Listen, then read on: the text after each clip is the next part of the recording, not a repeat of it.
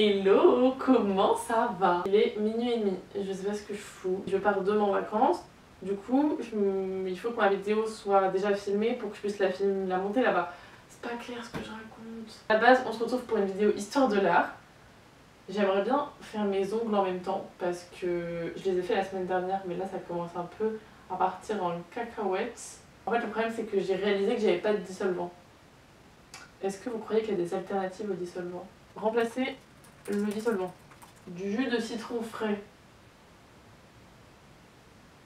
C'est plus sage d'attendre demain avec mes vieux ongles écaillés là. Revenons au sujet du jour, qui est de l'histoire de l'art. Évidemment, on alterne sur cette chaîne un petit peu d'histoire de l'art, un petit peu de moi. Et on va s'intéresser à l'objet le plus ancien du monde.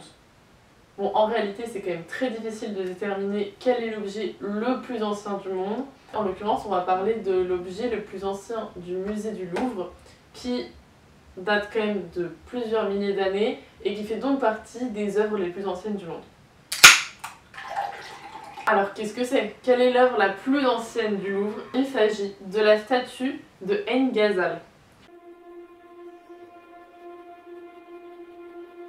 Elle s'appelle comme ça parce qu'elle a été retrouvée dans le site préhistorique de Ain Ghazal qui se situe en Jordanie. On l'a découverte dans les années 80, c'est une statue qui mesure un peu plus d'1 mètre de haut. On y voit représenter une sorte d'humanoïde qui a 2 grosses jambes mais pas de bras. Il y a quelques détails incisés au niveau de la bouche, du nez, des sourcils et des orteils.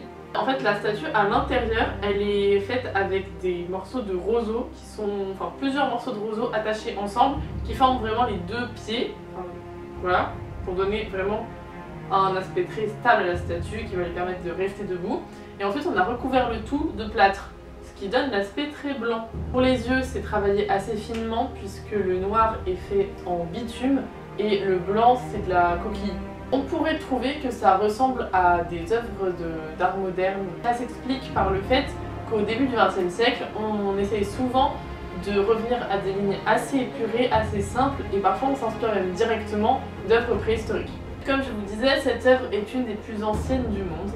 Et alors de quand date-t-elle? Elle remonte aux alentours de 7000 avant Jésus-Christ. C'est pas mal quand même. C'est quand même super important pour les archéologues, les chercheurs, les historiens d'aujourd'hui d'avoir une œuvre comme celle-ci. Parce que pour nous, gens du 21e siècle, ça nous montre vraiment leur capacité technique, enfin, ce qu'ils savaient faire à l'époque en gros, et puis ça nous montre aussi une partie de leur pensée, tu vois, ça nous montre leur besoin de représentation. Parce que évidemment, on n'a aucune idée de qui ce bonhomme peut-il représenter, et on ne sait pas pourquoi il a été créé. On ne sait pas si c'est la représentation de quelqu'un en particulier, est-ce que c'est peut-être un dieu, est-ce que c'est peut-être un ancêtre, on n'a aucune idée. Mais en tout cas, on peut noter qu'il est vraiment humain, et donc le besoin de représenter quelqu'un de son espèce. C'est quand même très important parce que ça montre une certaine conscience de soi et ça montre peut-être l'existence d'une religion. Si vous vous souvenez de vos cours de collégien, eh bien peut-être que vous vous rappelez de l'expression le croissant fertile. À l'époque, on nous avait appris que c'était le berceau de la civilisation, parce que l'Homo sapiens est né en Afrique, mais les premières organisations sociales, les premiers villages, les premières écritures, tout ça c'est né au Proche-Orient. Si c'est cet endroit-là qui a été le berceau de la civilisation, c'est sûrement parce que à ce moment-là, c'était au Proche-Orient que le climat était le plus favorable pour l'élevage et l'agriculture, qui sont quand même les bases pour la sédentarisation.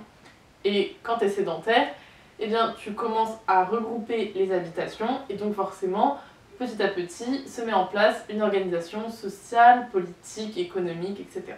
Et effectivement, on ne nous a pas menti quand on était au collège, puisque beaucoup de très anciens objets viennent du Proche-Orient et on peut voir vraiment l'évolution des techniques artistiques dans cette région. On estime les premiers regroupements humains sédentaires vers 12 000 avant Jésus-Christ, sur la côte levantine. Et donc la statue de Ain Ghazal, qui date à peu près de 7000 avant Jésus-Christ, est plus récente. Les quelques objets qu'on a pu retrouver qui étaient plus anciens sont généralement faits à partir de matières animales dures, comme des os, de l'ivoire, les bois des cervidés, juste comme ça. Il y avait sûrement d'autres objets, mais qui étaient dans des matériaux périssables, et donc que évidemment après 12 000, 15 000 ans on n'a pas aujourd'hui.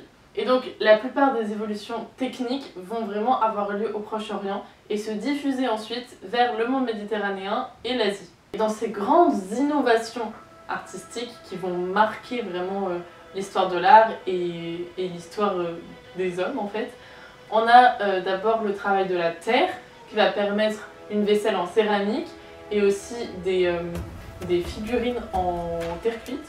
Ça apparaît à peu près à la même période que notre statue de Engazal. Ensuite, une autre très grande innovation technique, il faut faire un bond dans le temps puisqu'on arrive en 3700 avant Jésus-Christ. C'est vraiment très important puisque c'est la maîtrise du premier métal, c'est la maîtrise du cuivre. Ça c'est une vraie révolution parce que c'est un matériau solide.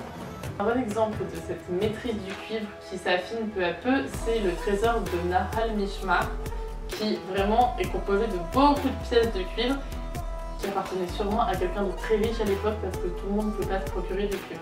On apprend aussi peu à peu à maîtriser la métallurgie de l'or et de l'argent et à faire des alliages, c'est-à-dire des mélanges de métaux. Le fait de faire des alliages, ça va permettre de créer aussi les premières soudures.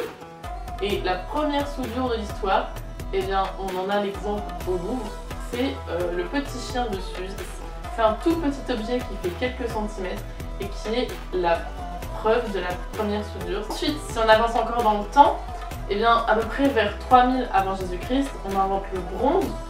Donc le bronze, lui, c'est un alliage, donc un mélange entre le cuivre et l'étain. C'est très pratique parce que c'est encore plus solide que le cuivre, plus facile à fabriquer aussi. Autre matériau, le verre. Ça a été inventé à peu près en 2000 avant Jésus-Christ.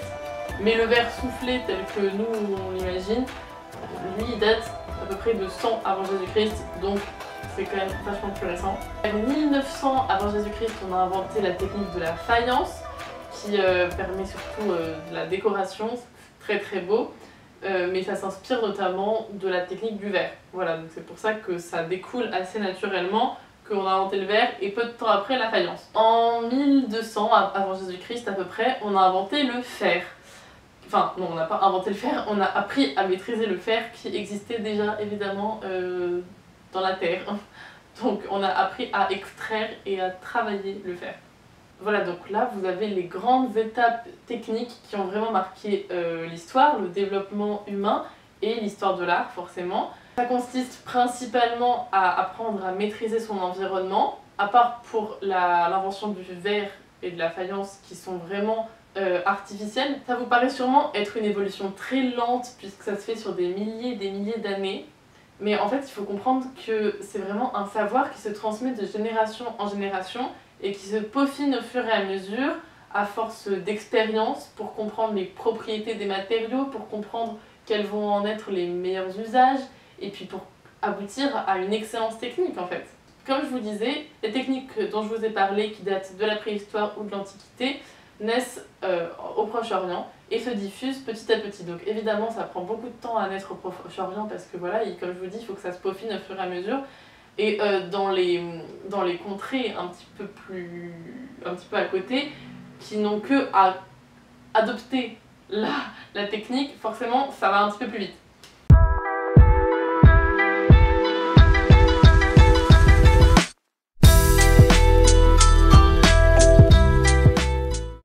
Voilà, aujourd'hui c'était un petit point technique sur la naissance des différentes techniques dans l'art et je vous ai quand même parlé d'une des œuvres les plus anciennes du monde. J'espère que ça vous a intéressé. Si c'est le cas, dites-le moi comme d'habitude, abonnez-vous, ça me ferait plaisir. Et puis on se retrouve bientôt. Ah quoi que non, on se retrouve pas bientôt parce que là c'est les vacances en août. Si vous permettez, je prends une petite pause et on se revoit à la rentrée. Je vous fais plein de bisous.